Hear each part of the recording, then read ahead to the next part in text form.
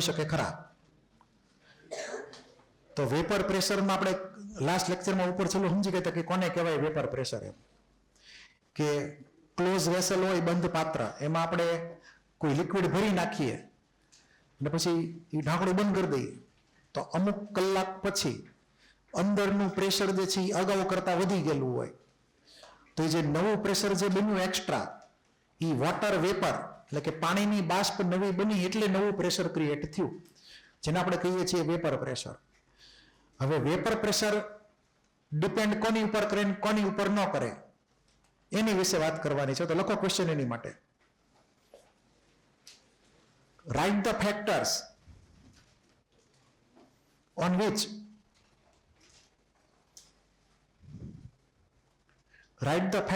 which vapor pressure depends. Write the factors on which vapor pressure depends or do not depend.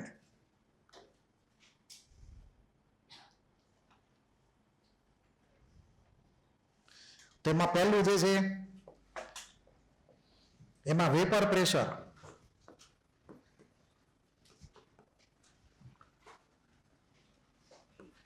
do not depend on,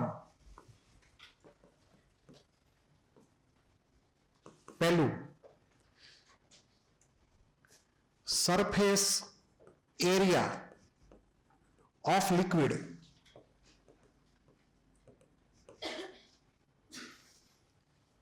બીજું shape of closed vessel,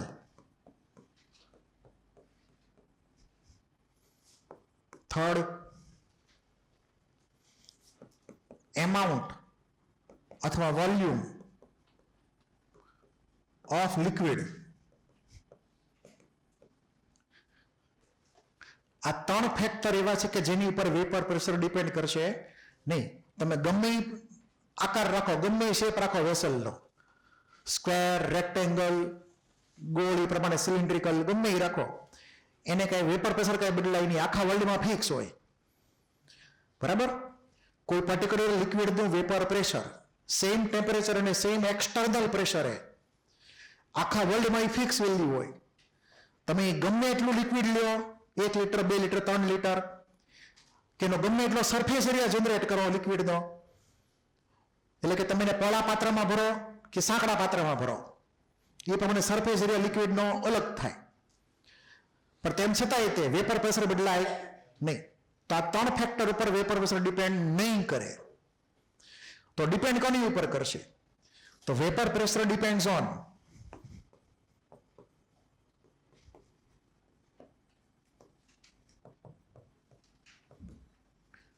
પહેલું છે temperature of liquid,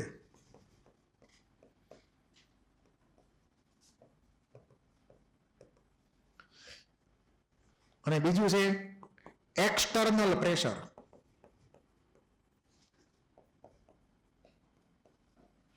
એટલે કે પી external.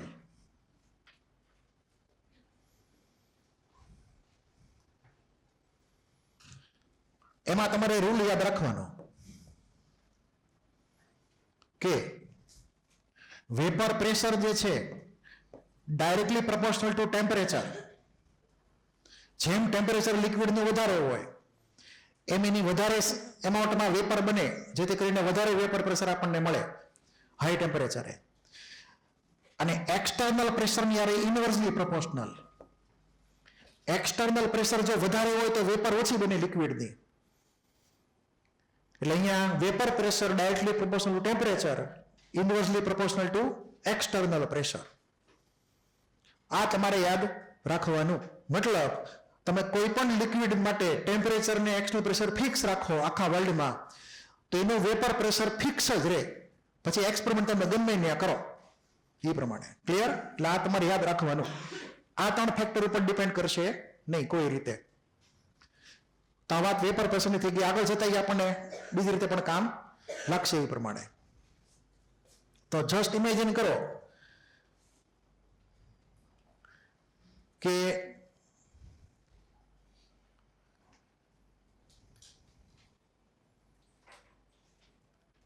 Vapour જે છે, ધારો કે કુકરમાંથી steam બની, કુકરમાં બટેટા બફા મૂક્યા, ગેસ ચાલુ કરી દીધો, એમાંથી સ્ટીમ બને કે ન બને? સીટી વાગેલી બધી આવે ને બધી વાર વગેરે બધી, એની પર હાથ રાખો જો એનું કેટલું ટેમ્પરેચર છે. અને પછી ખુલ્લી તપેલીમાં તમે ઓલા બટેટા બફા મૂક્યા હોય ગરમ કરી સીધા ડાયરેક્ટ, અને એમાંથી જે વરાળ બને એની ઉપર હાથ રાખો તો કઈ વરાળ વધારે ગરમ લાગશે? કુકર વાળી વરાળ વધારે ગરમ લાગશે. કેમ કે એ કુકરમાં હાઈ પ્રેશર થઈ જાય. શું થઈ જાય? હાઈ પ્રેશર થઈ જાય. તો હાઈ પ્રેશર હોય તો એનું બોઇલિંગ પોઈન્ટ કેવું થાય? વધી જાય. અહીંયા લખી નાખો એક inversely proportional to boiling point, તમને ક્લિયર થઈ જશે આખો ડેટા. અહીંયા આવશે inversely proportional to boiling point of liquid. આ ટેમ્પરેચર અલગ છે અને બોઇલિંગ પોઈન્ટ અલગ છે. આપણે આ બેને કમ્પેર કરી શકીએ, એક્સટર્નલ પ્રેશર ને બોઇલિંગ પોઈન્ટ ને. તો કુકરની અંદર પ્રેશર વધારે હોય તો જે સ્ટીમ બને એ વધારે ઊંચા ટેમ્પરેચરે સ્ટીમ બને, એટલે આપણને વધારે દજાડે. જ્યારે સાદું પાણી હોય, ખુલ્લું પાણી ઓપન વેસલ, એમાં જે સ્ટીમ બનેલી હોય એ આપણને ઓછું દજાડે. ક્લિયર? કેમ કે ઓછા પ્રેશરે બોઇલિંગ પોઈન્ટ ઓછું હોય પાણીનું. તો કુકરમાં જે પાણીમાંથી સ્ટીમ બને એ હાઈ ટેમ્પરેચર વાળી હોય, વધારે દજાડ છે આ લોજિકને આધારે. એટલે કે એક્સટર્નલ પ્રેશર ને બોઇલિંગ પોઈન્ટ કેવા છે? ડાયરેક્ટલી કે ઇનડાયરેક્ટલી પ્રોપોર્શનલ? Directly proportional. આ ક્લિયર? એટલું આ તમારે યાદ રાખવાનું ઇમ્પોર્ટન્ટ છે એક્ઝામ માટે.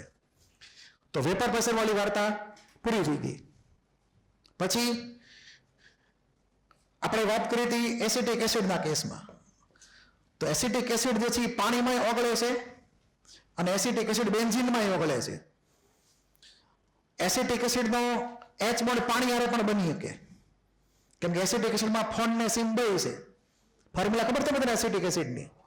હા, તો CH3COOH, તેમાં સીમ ને ફોન બે છે, એટલે પાણીમાં તે સીમ ને ફોન બે છે. તો એસિટિક એસિડ ને પાણી વચ્ચે ઇન્ટરમોલિક્યુલર H બોન્ડ બે ટાઈપના બની શકે. પરંતુ એસિટિક એસિડને બેન્ઝીનમાં ઓગાળો તો બેન્ઝીનમાં H બોન્ડ બને? બેન્ઝીન ને એસિટિક એસિડ વચ્ચે બોલો, બેન્ઝીનમાં ફોર્મ્યુલા ખબર છે? C6H6, નથી સીમ કે નથી phone.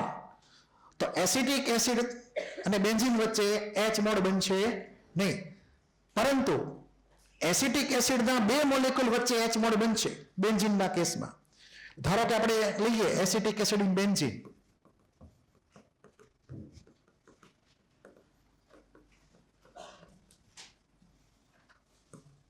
forms dimer due to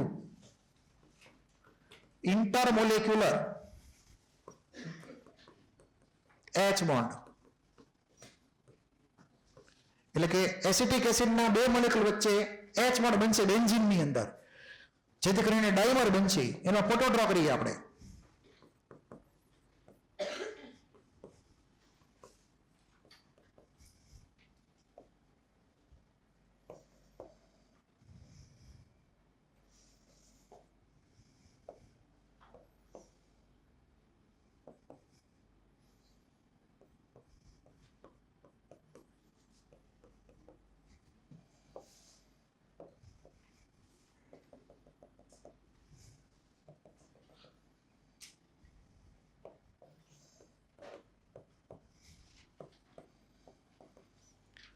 તો આવી રીતે એસિટિક એસિડના જે બે મોલેક્યુલ હોય એ એકબીજાના ફોનને સીમને કનેક્ટ થઈને ઇન્ટરમોલેક્યુલર H બોન્ડ બનાવે બે. તો આ બની ગયો ડાઈમર. ગુજરાતીમાં દ્વિઅણુ. બે અણુ ભેગા ભેગા રહે, બે મોલેક્યુલ કમ્બાઈન થઈ જાય. તો તમારે યાદ રાખવાનું કે acetic acid forms dimer in benzene, એટલે કે ઓર્ગેનિક સોલ્વન્ટની અંદર જનરલ કેસમાં.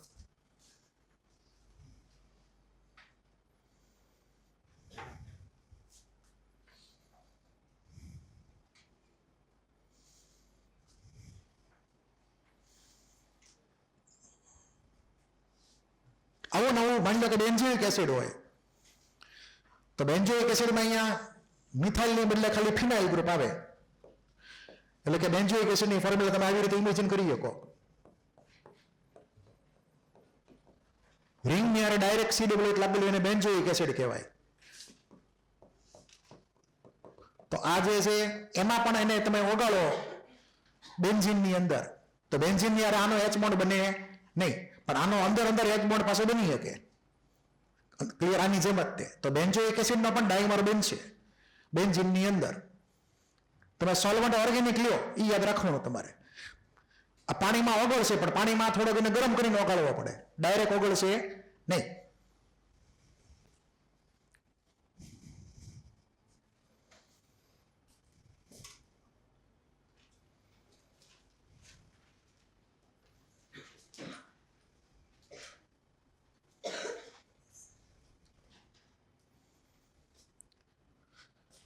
આમાં કોઈને કઈ ડાઉટ? કટરા થઈ ગયું ને? કોઈને બાકી? હવે આપણે એચ બોન્ડિંગના કેટલાક ઉપયોગો જોઈ લઈએ.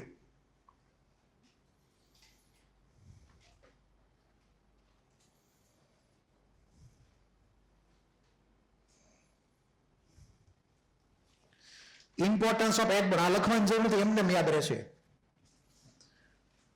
મોડ્યુલમાં કદાચ આપ્યા હશે, પણ એનસીઆરટીમાં ડાયરેક્ટલી નથી આપ્યા. એ આખો પર્સન કટ કરી નાખ્યો. મતલબ આપણે યાદ રાખવાનું, આ જનરલ બધા પોઈન્ટ એમને મેં યાદ રહે.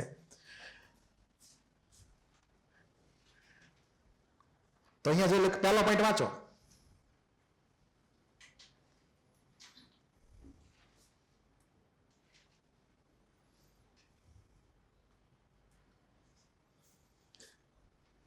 તો આનો મતલબ એમ થાય કે પાણીનું એક ટીપું આપણે બેન્ચ ઉપર મૂકીએ અને એસિટોનનું એક ટીપું બેન્ચ ઉપર મૂકીએ, તો એસિટોનનું બોઇલિંગ પોઈન્ટ ઓછું છે, એમાં એચ બોન્ડ છે નહીં અંદરો અંદર, તો એ ફટાફટ એની વેપર બની જઈને ઉડી જાય.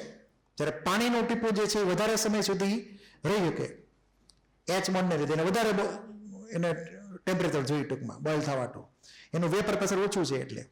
તો જનરલી વોટર જે છે એ આખો વરો રહી શકે ડેમની અંદર, કેમ કે એમાં શું છે એચ બોન્ડ છે, એટલે એનું જે ઇવોપરેશન હોય એ સ્લો થઈ જાય એચ બોન્ડને લીધે. પછી ટેમ્પરેચર વધે તો વાત અલગ છે કે એ વધે, પણ ટેમ્પરેચર નોર્મલ હોય ત્યાં સુધી એનું ઇવોપરેશન કેવું હોય, સ્લો હોય. પણ તમે માનો કે ડેમ ભરેલો હોય એસિટોનનો, તો ખાલી એક વર્ષમાં આરામથી હા ઉકાઈ જાય ડેમ આખો એસિટોન, કેમ કે ફટાફટી બોઇલ થવા માંડે એ પ્રમાણે. તો આ જનરલ પોઈન્ટ છે, પેલા આગળ લખવાની જરૂર છે નહીં. પછી એનિમલ અને વેજીટેટિવ સેલ જેટલા હોય એ દરેકમાં એચ બોન્ડ બનેલો જોઈએ ઇનડાયરેક્ટલી. ક્લિયર? એમાં જે કાંઈ લિક્વિડ હોય એમાં એચ બોન્ડ ઇનડાયરેક્ટલી આવતો જોઈએ ક્યાંક ને ક્યાંક. પાણી તો છે જ ને બોડીમાં, કે નથી, એટલે એચ બોન્ડ હોય કે ન હોય. પછી છે થર્ડ પોઈન્ટ કે જમીનમાં પાણી કેમ જળવાઈ રહેશે. પાણી સીધે સીધું જમીનમાં નીચે વયું નથી જતું, નીચે પાતાળમાં.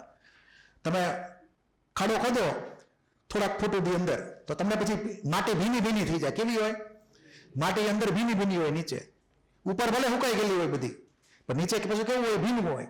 શું કામ? તો કે એ બધી માટી જે છે એ વોટરની હારે એચ બોન્ડ કરીને એને પકડી રાખે. માટી એટલે એક પ્રકારનો SiO2. શું થઈ ગયો? SiO2 માટી એટલે એક પ્રકારનો. તો SiO2 માં ઓક્સિજન આવે કે ન આવે? તો એ ઓક્સિજનની હારે વોટરનો એચ બોન્ડ થઈ જાય. એટલે માટી જે છે એ પાણીને પકડી રાખે, એને નીચે જવા દે નહીં. ક્લિયર? એટલે એ ભેજ જળવાઈ રહે જમીનમાં, જેથી કરીને ઝાડવાને પાણી મળ્યા કરે. પાણી ન પાવતું હોય તો ઇનડાયરેક્ટલી એને મૂળિયો ઊંડો હોવો જોઈએ, બસ એટલી શરત ખાલી. પછીનો પોઈન્ટ છે ફોર્થ પોઈન્ટ વાંચો.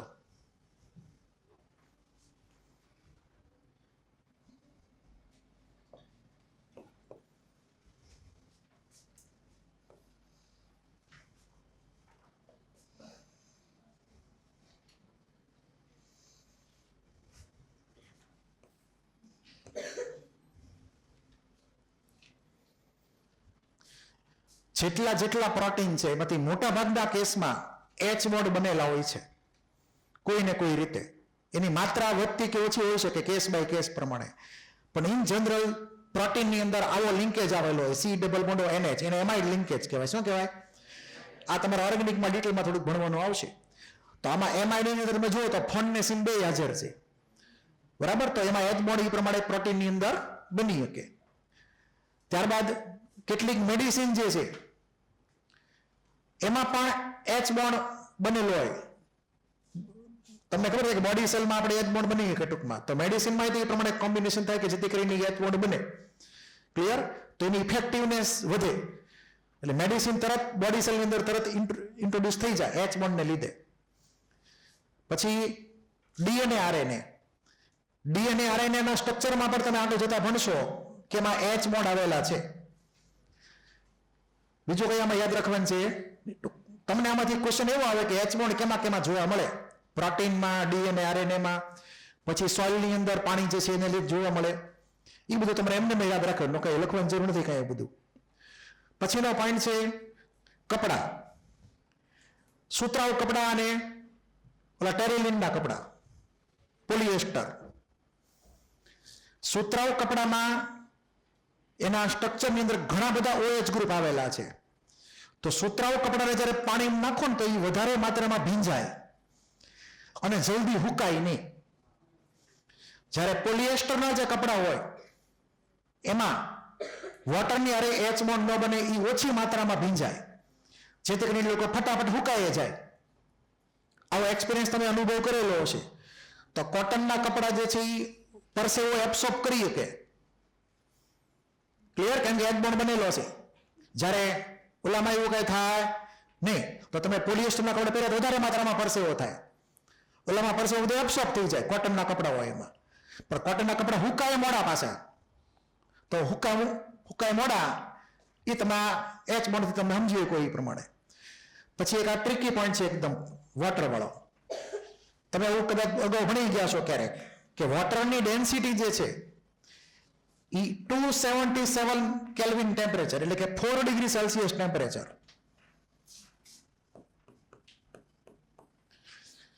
તો 4 ડિગ્રી સેલ્સિયસ ટેમ્પરેચર તો વોટરની ડેન્સિટી મેક્સિમમ હોય. ક્લિયર? વોટરની ડેન્સિટી કેવી હોય? મેક્સિમમ હોય. એટલે ધારો કે આપણે ડેન્સિટીનો ગ્રાફ ડ્રો કરીએ, ડેન્સિટી વર્સિસ ટેમ્પરેચર માટે, તો અહીંયા લખીએ ડેન્સિટી, અહીંયા લખીએ ટેમ્પરેચર. તો 0 થી શરૂઆત કરીએ, ડિગ્રી સેલ્સિયસનો સ્કેલ રાખીએ ધારો કે. તો અમુક ટેમ્પરેચર હોય, ધારો કે બરફ તો આખો સોલિડ બની ગયો. આપણે અહીંયાથી થોડુંક આમ અહીંયાથી ડ્રો કરીએ આખીથી છે જેવું. તો આવી રીતનો માઉન્ટેન ટાઈપનો ગ્રાફ આવે, આમ માઉન્ટેન ટાઈપનો. આ પોઈન્ટ જે છે એ થઈ ગયો 4 ડિગ્રી સેલ્સિયસ.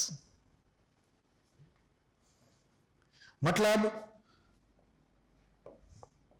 0 થી તમે 4 સુધી ગરમ કરો, જ્યારે પાણીને, બરફ હોય બરફ એને તમે ગરમ કરો તો લિક્વિડ વોટર બને ધીમે ધીમે. તો પાણીનું ટેમ્પરેચર વધે 0 ડિગ્રી સેલ્સિયસમાંથી 1 ડિગ્રી સેલ્સિયસ, પછી 2 ડિગ્રી સેલ્સિયસ, પછી 3 ડિગ્રી સેલ્સિયસ. તો એ પ્રમાણે તમે વધારતા જાઓ ટેમ્પરેચર, તો ડેન્સિટીમાં ઇન્ક્રીઝ થાય. શું થાય?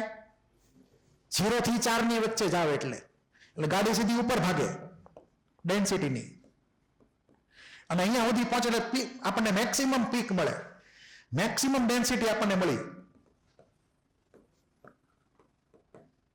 પછી હજી તમે વધારે ગરમ કરો પાણીને, 5 ડિગ્રી સેલ્સિયસ, 10 ડિગ્રી સેલ્સિયસ એમ કરતા ગરમ કરો, હજી વધારે, ધીમે ધીમે એચ બોન્ડની માત્રા ઘટતી જાય. તો આ ગ્રાફ થઈ ગયો ડેન્સિટી વર્સિસ ટેમ્પરેચરનો વોટર માટે. તો વોટરની ડેન્સિટી મેક્સિમમ અને 4 ડિગ્રી સેલ્સિયસ ટેમ્પરેચર, મતલબ સૌથી નજીક એના મોલેક્યુલ હશે તો તે ડેન્સિટી એની મેક્સિમમ થાય ને વોલ્યુમ કેવું થાય? મિનિમમ થાય. તો સેમ માસ રાખીએ તો સેમ માસ માટે વોલ્યુમ મિનિમમ, સેમ માસ.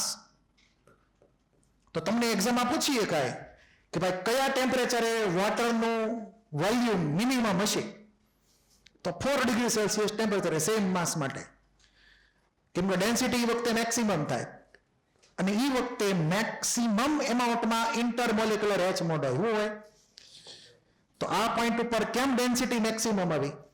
તો કે એચ બોન્ડ બને એટલા નજીક હોય એ વખતે, અને વધુ માત્રામાં બનેલા હોય, વધુ સ્ટ્રેન્થ વાળા હોય.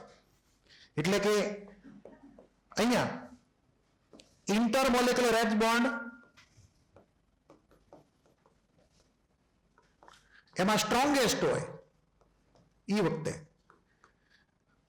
તમે પછી 4 થી ગમે બાજુ જાઓ, 4 થી નીચે જાઓ 0 તરફ અથવા 4 થી આગળ વધારો ટેમ્પરેચર, તો બંનેમાં ડેન્સિટી ઘટે.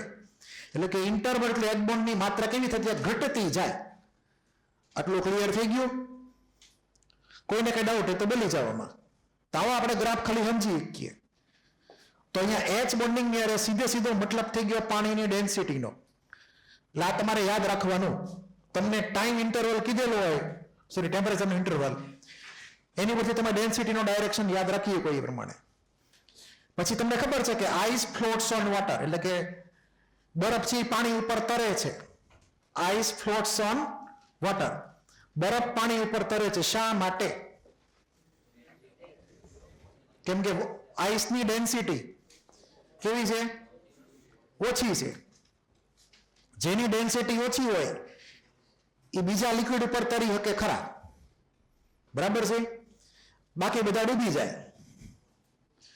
તો આઈસની અંદર ડેન્સિટી હા શું કામને ઓછી થઈ ગઈ? જેથી કરીને તરે. તો એ સમજવું પડશે અહીંયા. તો કે આઈસની અંદર એનું સ્ટ્રક્ચર જોઈએ આપણે. અલગ આ ખાસ પોઈન્ટ યાદ રાખજો. આ ગ્રાફ પર થઈ ગયો ને બધાને? તો આઈસની અંદર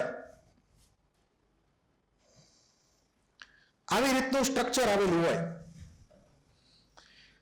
આવું કઈ ડ્રો કરવાની જરૂર છે નહીં.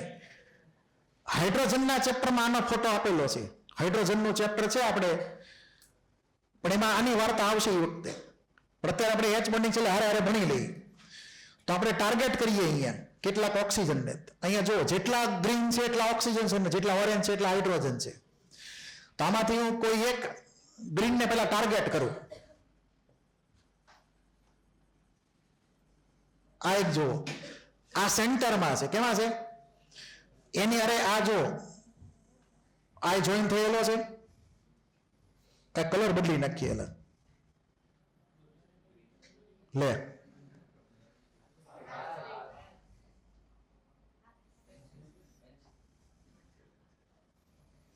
કલર અલગ લેવો પડશે.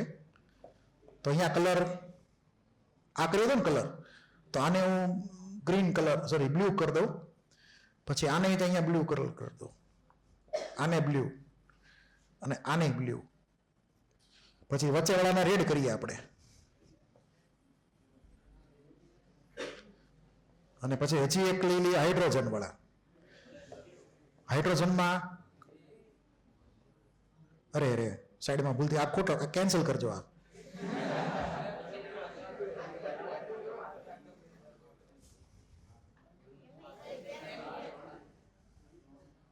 હવે જો આ તમે રેડ કલરનો ઓક્સિજન જુઓ, એની આરે ઉપર ડોટેડ લાઈનમાં જો અહીંયા એક બીજો બ્લુ કલરનો ઓક્સિજન છે. પછી આ બાજુ જાઓ, આ 3 જણા. હવે તમને આમાં મિથેનનો શેપ યાદ આવવો જોઈએ. મિથેનનો શેપ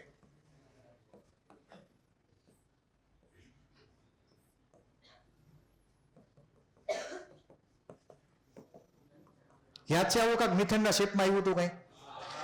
મિથેનનો શેપ કેવો છે? ટેટ્રાહાઇડ્રા. એટલે કાર્બનની અરે 4 હાઇડ્રોજન ટેટ્રાહાઇડ્રલી કનેક્ટેડ છે સમચતુષ્ફલકીય રીતે. એવી જ રીતે તમે જુઓ તો આ રેડ કલરના ઓક્સિજનની આરે બીજા 4 બ્લુ કલરના ઓક્સિજન એટેચ થઈ ગયેલા છે વાયા હાઇડ્રોજન. વાયા સમજી ગયા ને? વચ્ચેમાં હાઇડ્રોજન આવે એમ.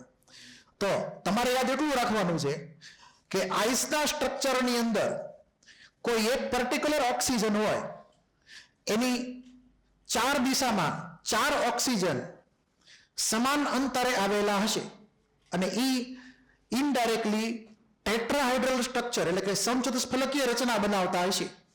જે અહીંયા ફિગરમાં તમને ક્લિયર થાય છે એ પ્રમાણે 2 ઓક્સિજનની વચમાં એક હાઇડ્રોજન હશે. ક્લિયર?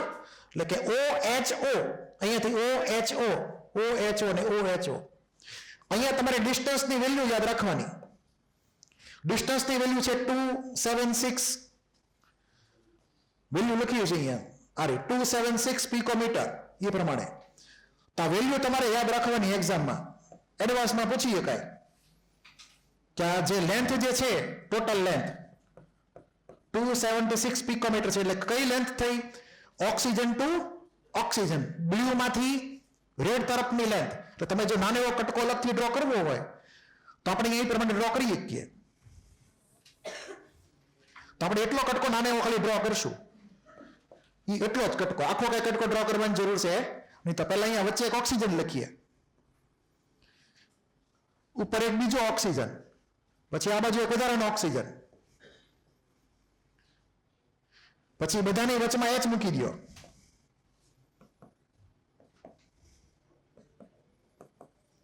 એમાંથી 4 માંથી 2 H ઓક્સિજનના ઘરના આવી છે, બાકીના 2 H બહાર વાળા આવી છે.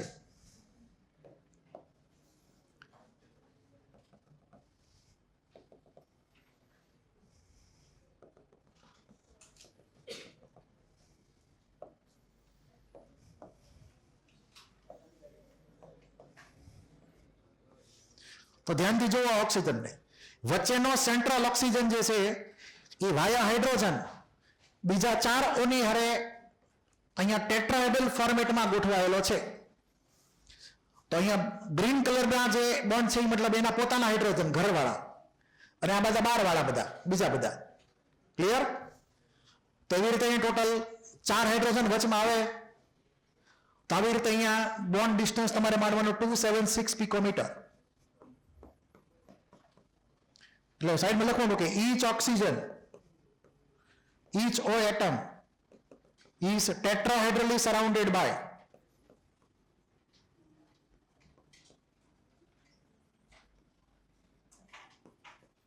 4 O atoms.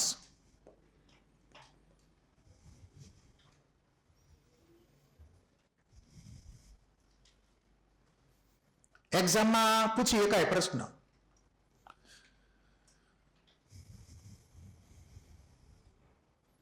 તો આ જે છે એ આઈસનું સ્ટ્રક્ચર થયું એક રીતે, કે જેમાં ઓક્સિજન ટુ ઓક્સિજન ડિસ્ટન્સ જે છે એ બહુ વધારે પડતું છે, 276 પિકોમીટરનું. મતલબ ઓલું તમે પિંજરું જોયેલું હોય તો ખુલ્લું પિંજરું, ખબર છે? આમ ઓપન કેજ જેને કહેવાય, એટલે હાવ ઢાંકી ન દીધું હોય એને, પણ તમે આવજા કરી શકો અંદર બહાર, એમ પિંજરાની અંદર કહેવાય પિંજરું, પણ ઓપન કેજ. તો આ એના જેવું સ્ટ્રક્ચર થઈ ગયું. આ આઈસનું સ્ટ્રક્ચર જે છે ઓપન કેજ લાઇક સ્ટ્રક્ચર છે, ખુલ્લા પિંજરા જેવું, જેમાંથી આપણે પાસે થઈ શકીએ, એટલે અંદરથી બહાર ને બહારથી અંદર જઈ શકીએ આરામથી, પણ કહેવાય પિંજરું, બંધ નહીં એવું. ઓકે? તો આ જે પિંજરાનું જે સ્ટ્રક્ચર થઈ ગયું એને લીધે અંદર ઘણા બધા ખાલી સ્થાન, એટલે કે કેવિટી. શું થઈ ગયા? કેવિટી એટલે ખાલી સ્થાનની ક્રિએટ થાય, એટલે જગ્યા બને બધી અંદર અંદર. અને આ જગ્યા બધી બને એમાં કોઈ એટમ હોય નહીં, જેથી કરીને એની ડેન્સિટી કેવી થઈ જાય? ઓછી. તો આઈસની ડેન્સિટી ઓછી છે કેમ કે એની અંદર ઓપન કેજ લાઇક સ્ટ્રક્ચર છે. બરાબર? અને એને લીધે આઈસ જે છે વોટર ઉપર તરશે. ખાસ યાદ રાખવાનું.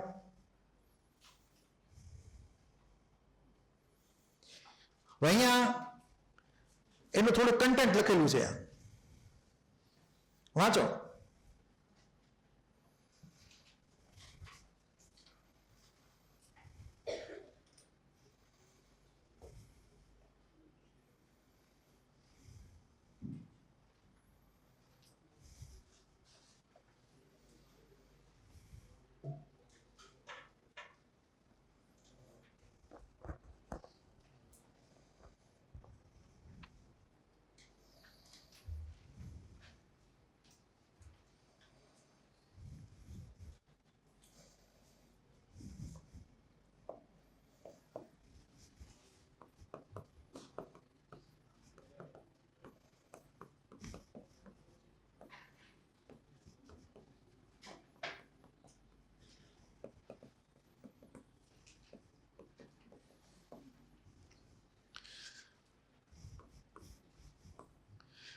હવે આઈસના સ્ટ્રક્ચરમાં જે કેવિટી બધી હતી, ખાલી સ્થાન હતા, એની એક પ્રોપર સાઇઝ હોય. હવે એ જે પ્રોપર સાઇઝ હોય એમાં ધારો કે બીજા કોક સ્પીસીસના એટમ આવીને ગોઠવાઈ જાય તો એ લોકો અંદર ટ્રેપ થઈ ગયા કહેવાય. શું કહેવાય? ટ્રેપ થઈ ગયા. એટલે આપણે ઝેનોન ગેસ જે હતો, ઝેનોન ગેસ, એને આવી રીતે આપણે આઈસની અંદર પેક કરી શકીએ. કેની અંદર? આઈસની અંદર, કેમ કે ઝેનોનની જે રેડિયસ છે એટમિક રેડિયસ એની વાંડરવાલ કે તો વાંડરવાલ ઈ રેડિયસ જે છે ઈ આ જે આઈસની અંદર જે બધા કેવિટી બધી છે એને પરફેક્ટલી સેટ થાય છે. તો ઝેનોનનો એટમ સીધો કેવિટીમાં વયો જાય ને પેક થઈ ગયો સીધો અંદર. તો ઝેનોન ગેસ જ્યારે ટ્રેપ થાય આઈસની અંદર ત્યારે આપણને જે કમ્પાઉન્ડ મળે ને કહેવાય ક્લેથરેટ. તો ક્લેથરેટ જે છે એ સમજવાનું એક પ્રકારનું ઝેનોન એટમ્સનું ટ્રેપિંગ આઈસની અંદર. ક્લિયર છે? નોટ કરી લેજો. અને પહેલા પોઈન્ટ લખેલો છે કે ice is highly ordered 3 dimensional H bond structure. Order મતલબ ખૂબ જ વ્યવસ્થિત, ખૂબ જ ડિસિપ્લિનમાં આખું સ્ટ્રક્ચર આવેલું છે વ્યવસ્થિત રીતે. દરેકની લોકેશન ફિક્સ થઈ ગયેલી હોય. હાઇડ્રોજનની લોકેશન બે ઓની વચમાં જ તે, અને દરેક ઓની ફરતે બીજા 4 ઓક્સિજન ટેટ્રાહેડ્રલી સરાઉન્ડેડ હોય.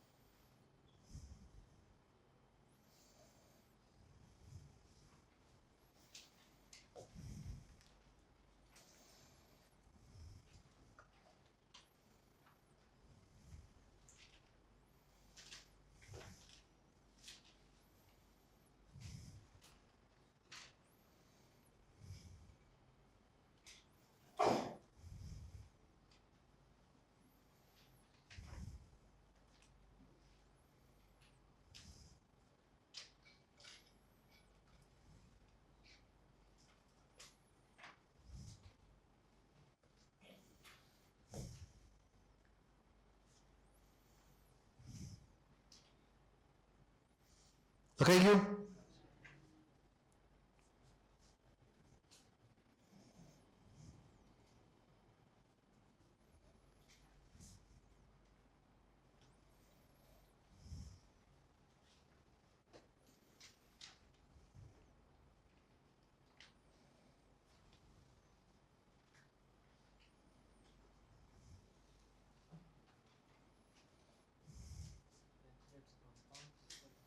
એ તમને કમ્પાઉન્ડ ગણી શકો, પણ સમજવાનો ઝેનોન ટ્રેપ થઈ ગયેલો હોય વોટરની અંદર એમ સમજી શકાય.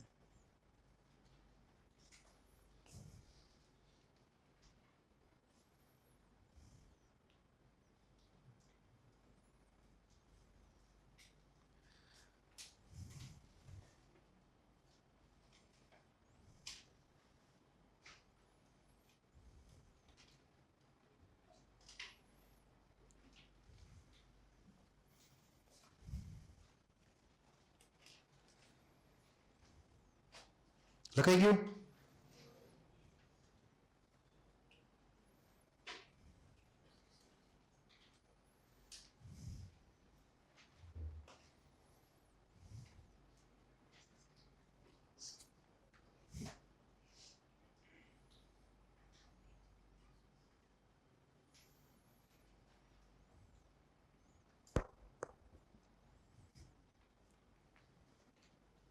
હાલો નેક્સ્ટ બોલો. એ આમાં પડવા જેવું નથી. આપણે યાદ રાખી લેવાનું કે એક એટમની ફરતે 4 એટમ ગોઠવાયેલા હોય. એક્સરે ઉપરથી કેવી રીતે ખબર પડી એમાં આપણો વિષય છે નહીં. બરાબર? એ આખી ટેકનિકલ વસ્તુ થઈ ગઈ. હવે લખાઈ ગયું બધાને? હવે કેટલાક ટ્રિકી પોઈન્ટની વાત કરીએ. જો આઈસ ઇન H2O લિક્વિડ, તો ડૂબે કે તરે? તરે એટલે કે ફ્લોટ, એટલે તરે એમ ટૂંકમાં સિમ્પલ સેન્સમાં કહી. તો પછી આઈસ ઇન D2O લિક્વિડ તરે કે ડૂબે? બોલો. Ice in D2O. આઈસ એટલે હાજો આઈસ, વોટર વાળો જ તે લખેલું છે. જો D2O લિક્વિડ છે, આઈસ કીધું હોય તો ડિફોલ્ટ વોટર નો જ સમજવાનો. એટલે આઈસ આપણે એવું લખી નાખો હાલો H2O. બરાબર, H2O solid, H2O solid. Okay, બોલ આમાં શું આવે? ડૂબે કે તરે? પેલા ડૂબે વાળા હાથ ઊંચા કરો, હાલો. તો તરે વાળા હાથ ઊંચા કરો. અચ્છા, હું કામ તરે? બોલો, હું કામ તરે?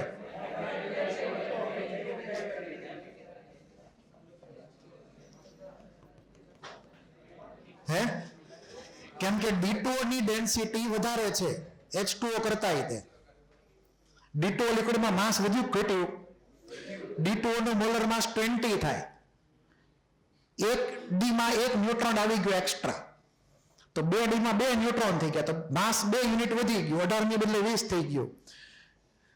પણ વોલ્યુમમાં કોઈ ફેરફાર થશે નહીં, એવું તમે આગળ જતા ભણશો કે D2O અને H2O માં સેમ વોલ્યુમમાં માસ વધારે હશે D2O નું, D હોવાને લીધે. બાકી H અને D બંનેના સાઇઝ સરખા હોય. તો ice in D2O liquid float કરે. થોડુંક ઊંધું વિચારીએ હવે. D2O સોલિડ એટલે કે D2O વાળો આઈસ ઇન H2O લિક્વિડ. બોલો, ડૂબે કે તરે? ડૂબી જશે, કેમ કે આ D2O ની ડેન્સિટી વધારે હોય, વધારે માસ છે એટલે. તો અહીંયા ડૂબે એટલે શું કહેવાય? સિંક. એમ જ થાય ને, કે બીજું કઈ થાય? તો ડૂબી જાય. તો D2O સોલિડ ઇન વોટર કેવો થાય? ડૂબી જાય. ક્લિયર?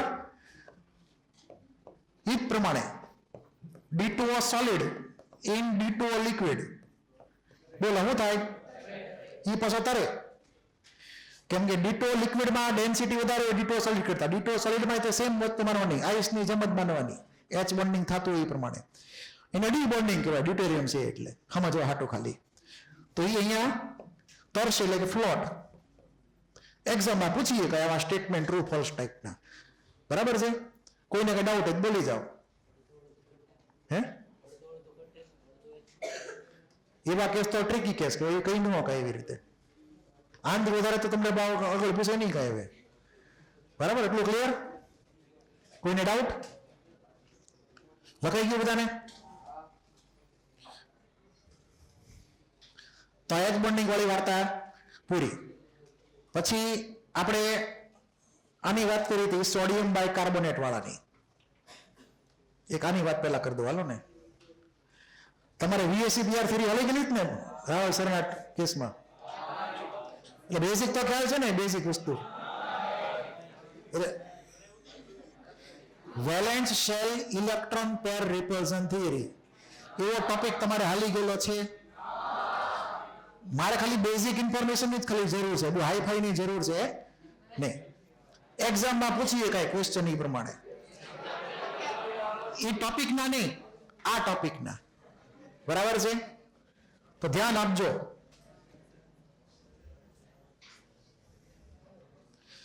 અહીંયા તમને જે બે ફોટા આપ્યા છે એ H2O2 ગેસ ફેઝ એટલે કે હાઇડ્રોજન પેરોક્સાઇડ ગેસ ફેઝમાં છે. ગેસ ફેઝમાં કોઈ ઇન્ટરમોલિક્યુલર H બોન્ડ થાય નહીં, અથવા હોય તો એ કેવો હોય? નિગ્લિજિબલ. ઓકે, તો H2O2 માં જો સીમિક કાઢે છે અને ફોને છે, તો લિક્વિડ H2O2 હોય અથવા સોલિડ H2O2 હોય તો H બોન્ડ હોય કે ન હોય? એમાં ઇન્ટરમોલિક્યુલર લિક્વિડ કરતા સોલિડમાં થોડોક વધારે હોય. તો આ જે છે એ સોલિડ ફેઝની અંદર H2O2 જે છે એની ઓક્સિજન બોન્ડ લેન્થ લખેલી છે, પછી OH ની બોન્ડ લેન્થ લખેલી છે, પછી અહીંયા આ સ્ટ્રક્ચર જે છે એક ટાઈપનું ઓપન બુક સ્ટ્રક્ચર કહેવાય. કેવું? ઓપન બુક લાવે. બહુ વધારે મોટી બુક છે આ. જો અત્યારે આમ રાખું બુકને, આમ રાખી મૂકું બુકને, તો આ જે પાર્ટ જે છે એ ઓક્સિજન બોન્ડ થઈ ગયો. કયો? આ એક ઓક્સિજન અને બીજો ઓક્સિજન આમ રાખ્યું એટલે. હવે તમે અહીંયા એક H મૂકો તો બીજો H આ બાજુ મૂકવાનો, એટલે આ H અને બીજો H સામે આવે ઇનડાયરેક્ટલી, પણ અલગ અલગ પ્લેનમાં. તો પ્લેન થયા ને બે, તો આને ઓપન બુક સ્ટ્રક્ચર કહેવાય. H2O2 નું કેવું? Open book structure. એટલે કે હાઇડ્રોજન બંને એક જ પ્લેનમાં નથી. મેક્સિમમ 3 એટમ એક પ્લેનમાં આવે. કયા 3 એટમ? 2 ઓક્સિજન ને 1 હાઇડ્રોજન. એટલે જો તમને પ્લેને દર્શાવેલા છે એના બ્લુ કલરથી, તો મેક્સિમમ 3 એટમ એક પ્લેનમાં આવે તો આનું સ્ટ્રક્ચર પ્લેનર કહેવાય કે નોન પ્લેનર કહેવાય? નોન પ્લેનર મોલેક્યુલ છે, બિન સમતલીય અણુ છે H2O2, કેમ કે 4 એટમ એક પ્લેનમાં છે નહીં. હવે અહીંયા આપણું ટાર્ગેટ જે છે ઈ ઓક્સિજનની બોન્ડ લેન્થ કમ્પેર કરવાનું બંને કેસની. ત્યારબાદ OH ની બોન્ડ લેન્થ બંને કેસમાં કમ્પેર કરવાનું વિથ રીઝન, અને પછી બંનેના એંગલ કમ્પેર કરવાના. આને કહેવાય ડાયહેડ્રલ એંગલ. તો ડાયહેડ્રલ એંગલ જે છે એમાં 2 પ્લેન વચ્ચેનો એંગલ હોય એને શું કહેવાય? Dihedral angle. એટલે હમણાં જે બુક દેખાડી હતી એના જે 2 પ્લેન હતા એ પ્લેન વચ્ચેનો એંગલ, બોન્ડ વચ્ચેનો એંગલ નહીં, પ્લેન વચ્ચેનો એંગલ. એટલે અહીંયા જે એંગલ છે એ કોની વચ્ચે? 2 બ્લુ પ્લેન વચ્ચેનો એંગલ છે, બોન્ડ વચ્ચેનો એંગલ નથી. આ બોન્ડ એંગલ કહેવાય. અહીંયા જે છે એ આ જે છે એ ડાયહેડ્રલ એંગલ એટલે કે 2 પ્લેન વચ્ચેનો એંગલ કહેવાય. તો અહીંયા આપણે કમ્પેર કરીએ કેવી રીતે બોન્ડ લેન્થમાં ચેન્જ આવે. પહેલા તો ઓક્સિજનમાં. એટલે હું તમને એક્ઝામમાં પૂછી શકું કે અહીંયા ધારો કે હું x બરાબર લઈ લઉં H2O2 ગેસ અને y બરાબર લઈ લઉં H2O2 સોલિડ. તો સૌથી પહેલા કમ્પેર કરીએ O' બોન્ડ લેન્થ એટલે કે BL. BL મતલબ બોન્ડ લેન્થ સમજજો, O ને O વચ્ચેની. તો આમાં વેલ્યુ કોની વધારે લખેલી છે જુઓ તો 147 પિકોમીટર, અહીંયા છે 145 પિકોમીટર. તો વેલ્યુ કોની વધારે આવી? X વાળાની વેલ્યુ વધારે આવી Y વાળા કરતા. થોડી વાર સમજીએ કેવી રીતે. પેલા ક્રમ લખી નાખીએ પછી સમજશું એકવાર કેવી રીતે શું કામ આવ્યું એ. ત્યારબાદ OH બોન્ડ લેન્થ કમ્પેર કરીએ, O અને H ની બોન્ડ લેન્થ બંને કેસની. તો OH બોન્ડ લેન્થ, તો અહીંયા OH ની વેલ્યુ છે 95 પિકોમીટર, અહીંયા OH ની વેલ્યુ છે 98.8 પિકોમીટર. મતલબ ઉપર જો બોન્ડ લેન્થમાં ઓક્સિજન જીતે એટલે કે X જીતે તો નીચે Y જીતે. 2 એક મેચ જીત્યા X અને Y. હવે આવશે બોન્ડ એંગલની કમ્પેરિઝન. તો બોન્ડ એંગલની અંદર પહેલા અહીંયા કમ્પેર કરીએ તો જો અહીંયા ઓક્સિજન ડેશ H ઈ બોન્ડ એંગલ છે 94 એટલે રફલી 95. અહીંયા એંગલ છે ઈ નહીં તો 102 રફલી. તો આપણે બોન્ડ એંગલ લખીએ તો અહીંયા બોન્ડ એંગલમાં O'(O') બોન્ડ એંગલ. તો એમાં કોણ જીત્યું? તો કે X લેસ ધેન Y. હવે ચેક કરો ડાયહેડ્રલ એંગલ. ડાયહેડ્રલ એંગલનો મતલબ છે 2 પ્લેન વચ્ચેનો એંગલ.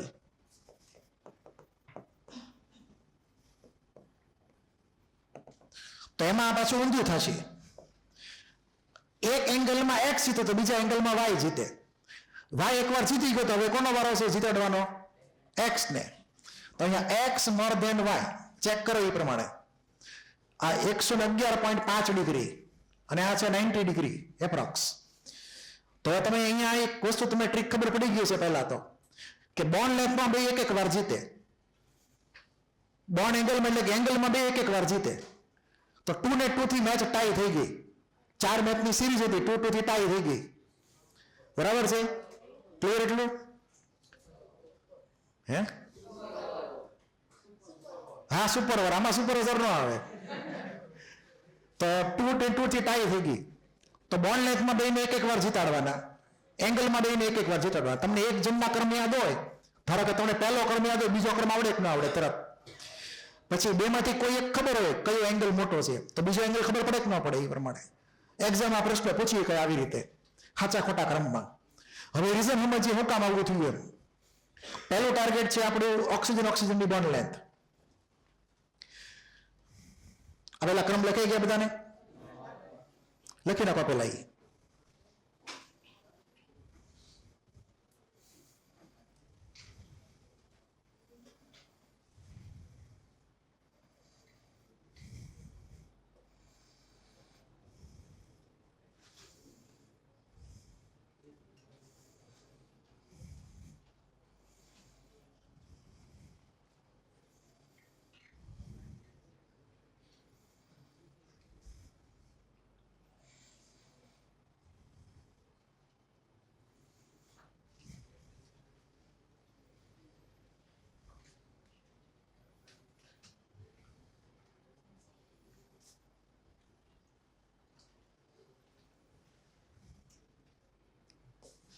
લખાઈ ગયું?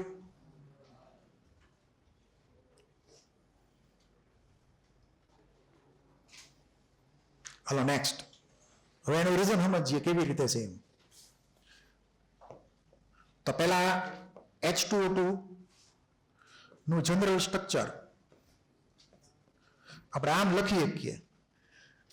તમારે આ યાદ રાખવું, આ બંને H અલગ અલગ પ્લેનમાં છે એ પાછું યાદ રાખવાનું. અને એ જ પ્રમાણે અહીંયા બીજું સ્ટ્રક્ચર.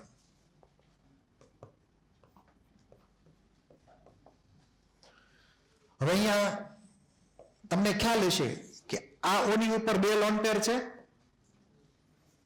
આ ઓની ઉપર 2 લોન પેર છે, અહીંયાથી પ્રમાણે 2 લોન પેર.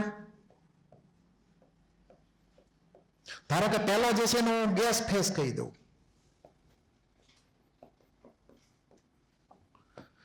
આને કહી દઉં સોલિડ ફેઝ.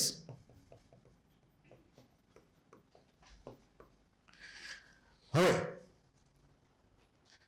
ગેસ ફેઝ ની અંદર H બોન્ડ જેવું કઈ ખાસ બનેલું હોય નહીં, પરંતુ સોલિડમાં H બોન્ડ હોય કે ન હોય.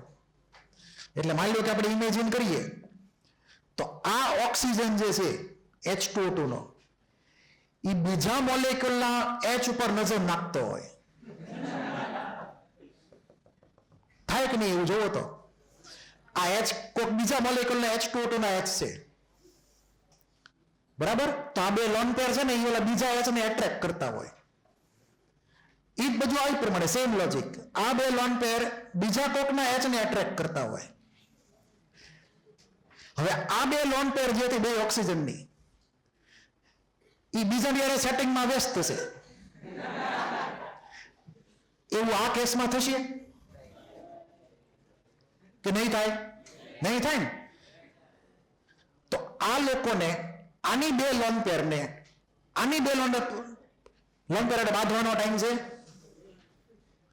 બાંધવાનો ટાઈમ અંદર એ લોકો સેટિંગમાં વ્યસ્ત છે બધા.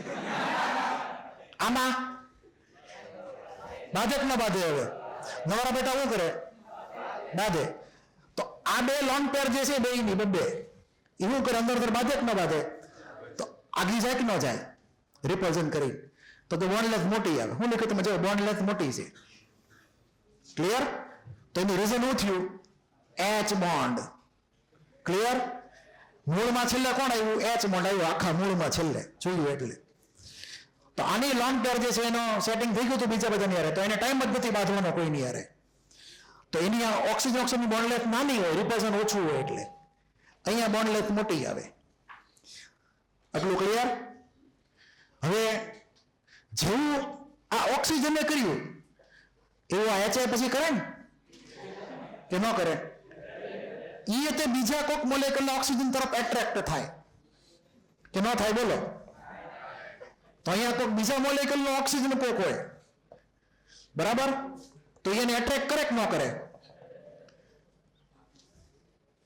એવું આમાં થવાનું કે ન થવાનું? બોલો.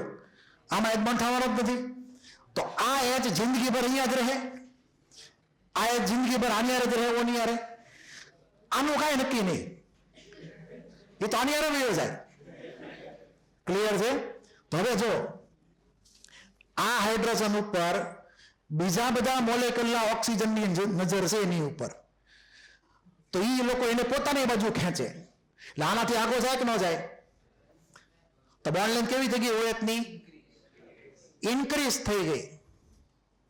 કેમ કે એને ઈ હાઇડ્રોજનને બીજા બધા ઓક્સિજન ખેંચે છે, બીજા બધા મોલેક્યુલ વાળા.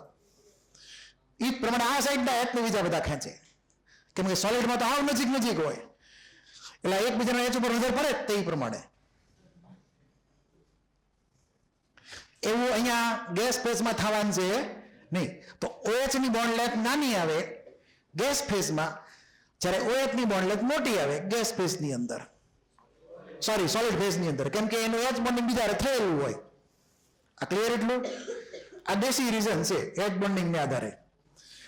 પછી વાત કરીએ બોન્ડ એંગલ.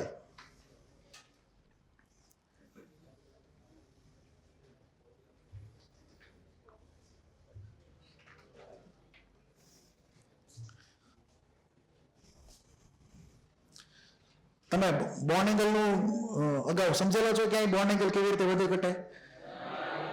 કે મિથેનમાં બોન્ડ એંગલ 109 છે, એમોનિયામાં બોન્ડ એંગલ 107 છે, એવું તમે ભણી ગયા છો, બરાબર? તો તમને યાદ હશે કે એમોનિયાની અંદર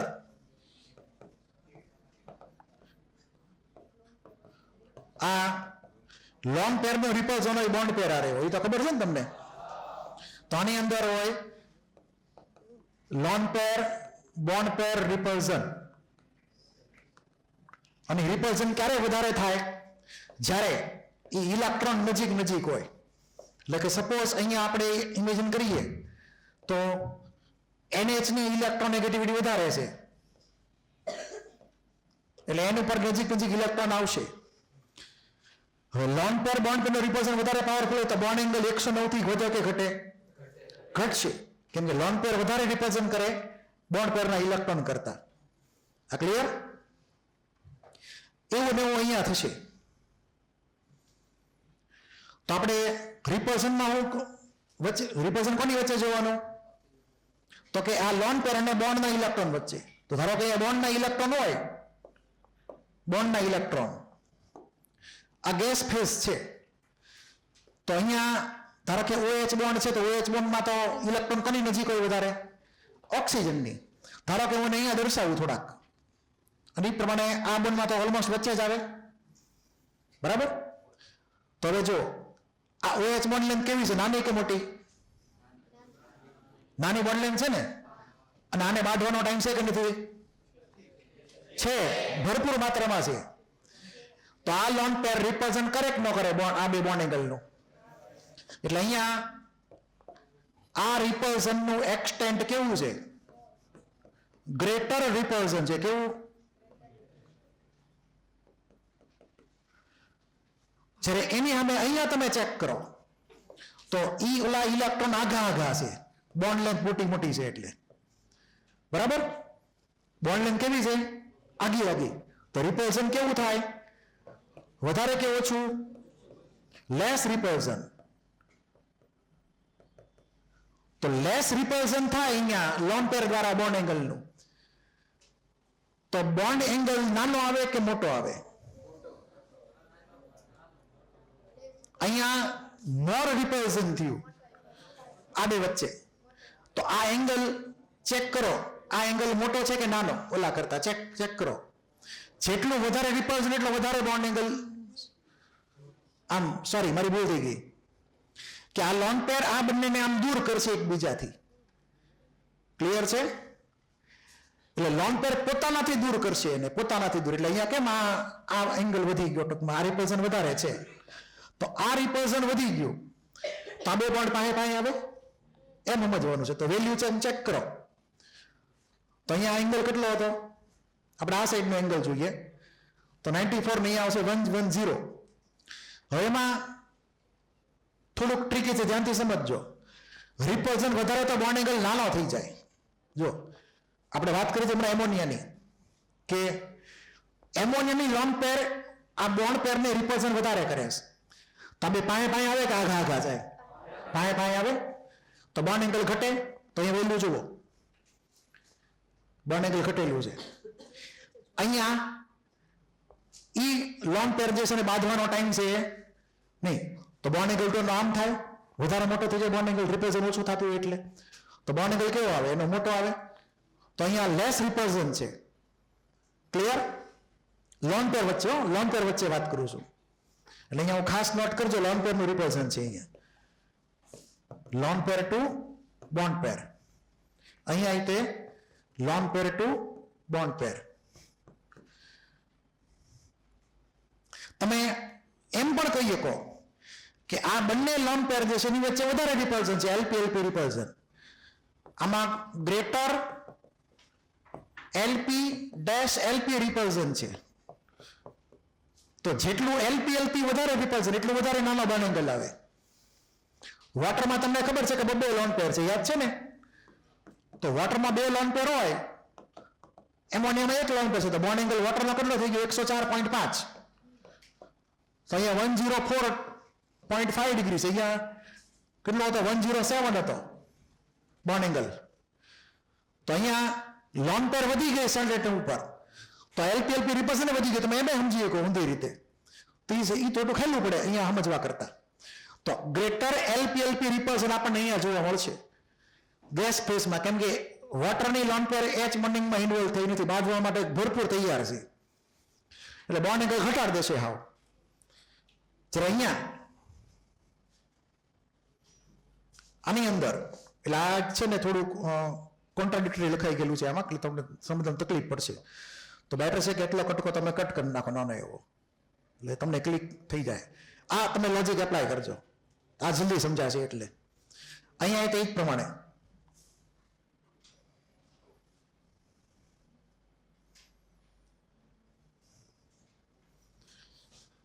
તો અહીંયા તમે લખી શકો લેસ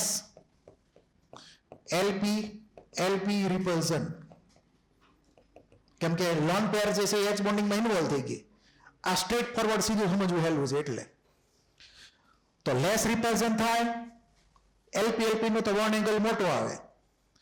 વધારે રિપલ્ઝન કરે એલપી એલપી તો બોન્ડ એંગલ અંદર દબાવે, બોન્ડ એંગલ નાનો કરી નાખે. For example ammonia versus water સમજવા માટે. હવે જો આપણને એક એંગલ ખબર પડી ગયો તો બીજો એંગલ ખબર પડે કે ન પડે? એંગલ કોનો મોટો હતો? અહીંયા ગેસ ફેઝનો. તો ડાયહેડ્રલ એંગલ કોનો મોટો આવશે? સોલિડ ફેઝનો. યાદ રાખી લેવાનું હવે. ઓકે, આ ફિગર ડ્રો કરી નાખો, વેલ્યુ નોટ કરી નાખો. એક્ઝામમાં વેલ્યુ નહીં પૂછાય, પણ તમને એની કમ્પેરિઝન માટે જરૂરી છે.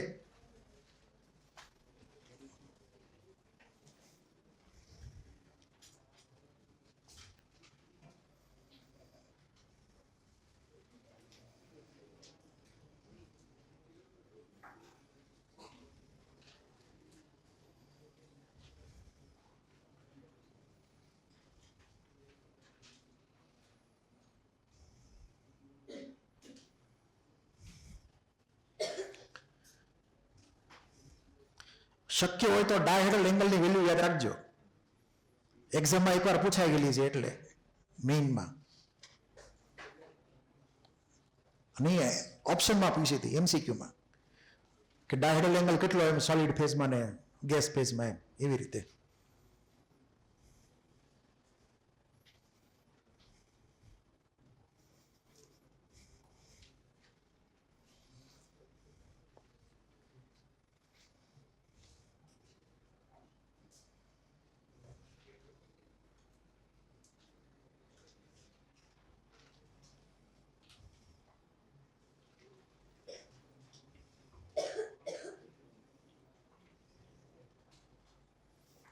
તો આ ઇમ્પોર્ટન્ટ કન્સેપ્ટ જે છે યાદ રાખજો કે એચ બોન્ડિંગ જ્યારે થાય ત્યારે લોન પેર એચ બોન્ડિંગમાં ઇન્વોલ્વ થાય તો પછી એને બાંધવાનો ટાઈમ મળે નહીં, જેથી કરીને બોન્ડ લેન્થ અને બોન્ડ એંગલમાં એક પ્રમાણે ચેન્જીસ આવે.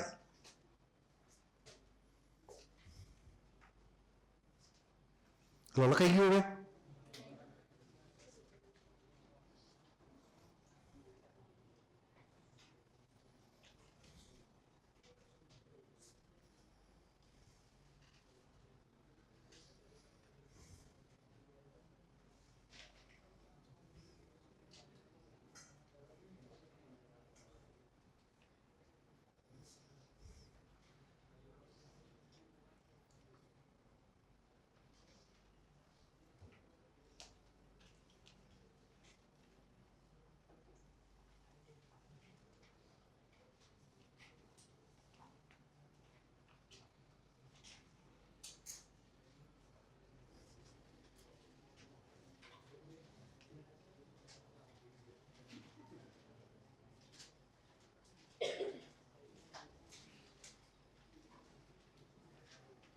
Hello next.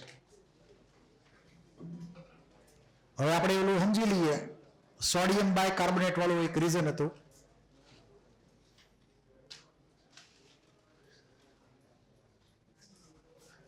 આપણે બાયકાર્બોનેટના ઓર્ડર ઓફ સોલ્યુબિલિટી અગાઉ વાત કરી હતી કે ગ્રુપ 1 હોય લિથિયમથી લઈને સીઝિયમ સુધી, એના બાયકાર્બોનેટની સોલ્યુબિલિટી ડાઉન ધ ગ્રુપ જોઈએ તો વધે છે.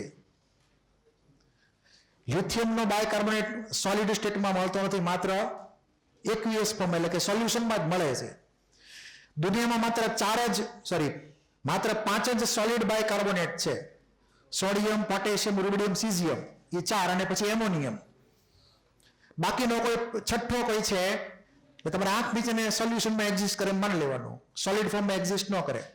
હવે સોડિયમ બાયકાર્બોનેટ શા માટે ઓછો સોલ્યુબલ છે એનું રીઝન આવશે.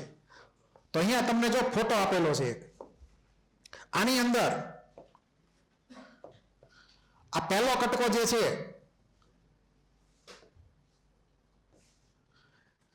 આ પહેલો કટકો છે બાયકાર્બોનેટ આયનનો. Na+ અને ઓક્સિજન વચ્ચે આયોનિક બોન્ડિંગ છે. Na+ તો ગમે ના લખી શકાય. આયોનિક બોન્ડિંગમાં કોઈ ડાયરેક્શન હોય નહીં, તમે આયન ગમે ના લખી શકો આયોનિક બોન્ડિંગનો. તો સોલિડ સોડિયમ બાયકાર્બોનેટની અંદર આવી રીતે બાયકાર્બોનેટ આયનો વચ્ચે અંદર H બોન્ડિંગ થયેલું છે અને એ કન્ટિન્યુઅસલી આખું કેવું પોલિમેરિક હોય. એક આયન બીજા આયનના H હારે બોન્ડ કરે, વળી પાછો એનો ઓક્સિજન બીજા H રહે સેટિંગ કરે, એમ કરતા કરતા આખી રંગ બને, આખી લાંબી. હવે જો પાણીમાં ઓગળવું હોય તો આવા પાણી એવા ઘણા બધા H બોન્ડને તોડવા પડે, ઘણા બધા આવા પોલિમરમાં. એટલે સોડિયમ બાયકાર્બોનેટના કેસમાં સોલ્યુબિલિટી થોડીક ઓછી આવે, કેમ કે એમાં પોલિમેરિક સ્ટ્રક્ચર છે H બોન્ડનું, આખે કન્ટિન્યુઅસલી લોંગ ચેન આખી, અને બ્રેક કરતા વાર લાગે એટલે ઓછી સોલ્યુબિલિટી આવે. પરંતુ આપણે જો લઈએ પોટેશિયમ બાયકાર્બોનેટ અથવા તો રૂબિડિયમ અથવા સીઝિયમ, એ પ્રમાણે તો એની અંદર માત્ર ડાઈમર જ બનેલો હોય, જે તમને ફોટામાં આપેલો છે. આ ડાઈમરની અંદર તમે જોશો તો આ સાઈડનો એક બાયકાર્બોનેટ, આ સાઈડનો બીજો બાયકાર્બોનેટ, એની વચ્ચે એકબીજાના H અને O સાથે H બોન્ડિંગ થયેલું છે. તો ડાઈમેરિક છે. કેવો છે? ડાઈમેરિક એનાયન, એટલે કે બે બાયકાર્બોનેટ આયન કમ્બાઈન થાય H બોન્ડિંગ થી, અને પોટેશિયમ આયન ગમે આજુબાજુ ગોઠવાયેલા હોય ચાર્જને બેલેન્સ કરવા માટે. તો માત્ર બે જ આયનો જોઈન થયેલા છે, પોલિમેરિક નથી આ. તો બેને તો બ્રેક કરવા હેલા પડે. આ ક્લિયર? પછી પાછું એવું કે પાછું આ જેમ મેટલ આયનની સાઇઝ વધે એમાં ડાયમેરિક આયનની સ્ટેબિલિટી ઘટતી જાય પછી, જેથી કરીને H બોન્ડિંગની માત્રા ઘટે. એ પ્રમાણે તો વોટરને બોન્ડ બ્રેક કરવો હેલો પડે, આ બે વચ્ચેનો એટ્રેક્શનનો બોન્ડ, જેથી કરીને સોલ્યુબિલિટી વધે. એટલે આપણે જ્યારે જઈએ લિથિયમથી શરૂ કરીને અથવા સોડિયમથી શરૂ કરીને સોડિયમ બાયકાર્બોનેટ થી સીઝિયમ બાયકાર્બોનેટ, તો extent of intermolecular H bond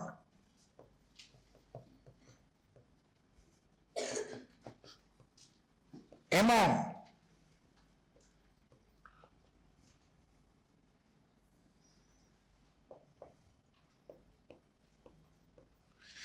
HCO3 minus ion decreases.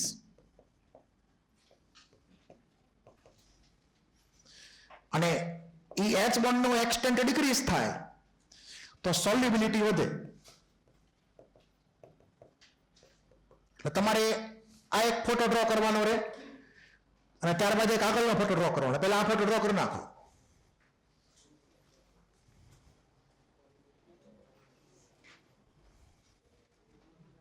આ દેખાય છે ને? એટલે નગર મોટું કરી નાખું. લે,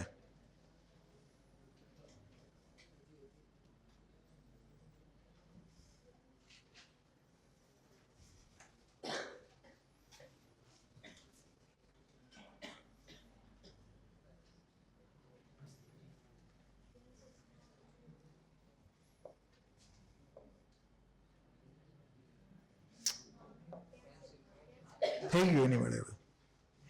આ બધું વયું ગયું. તમે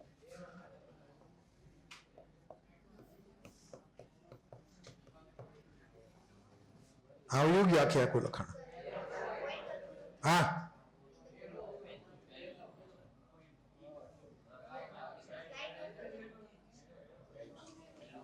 હા એરો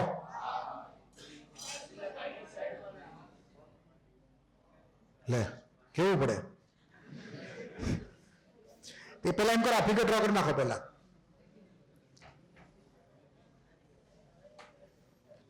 આ તો બધું ગોઠાવો થઈ ગયું. તમે સમજી ગયા નહીં શું લખેલું હતું સીઝિયમ બાયકાર્બોનેટ.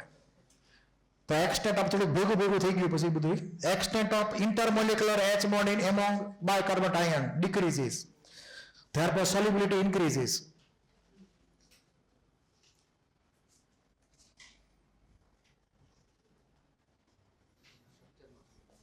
હે સ્ટ્રક્ચરમાં જોઈ લઈએ આમાં કંઈક ભૂલ હોય તો. અચ્છા સમજમાં ન આવ્યું એમ.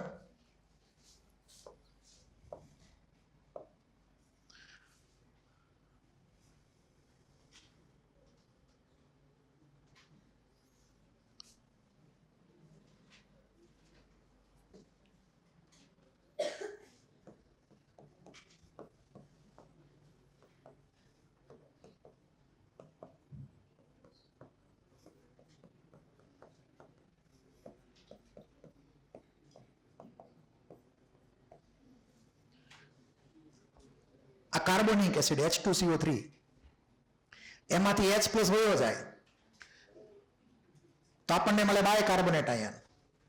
આ જે છે એ બાયકાર્બોનેટ આયન થઈ ગયો. HCO3 -1 હજી એક H+ જવા દો તો આપણને મળે કાર્બોનેટ આયન CO3 2-. તો આ બાયકાર્બોનેટ ની અંદર એક C ડબલ બોન્ડો, એક OH અને એક O- છે. તો જો અહીંયા એ પ્રમાણે આપણે લખેલું જ છે કે આટલો કટકો જે છે એ OH C double bond O-. આ પહેલો બાયકાર્બોનેટ આયન, આ સાઈડનો બીજો બાયકાર્બોનેટ આયન જેમાં ડોટેડ લાઈનમાં તો બેકબોન્ડ સમજી લેવાનો. ક્લિયર?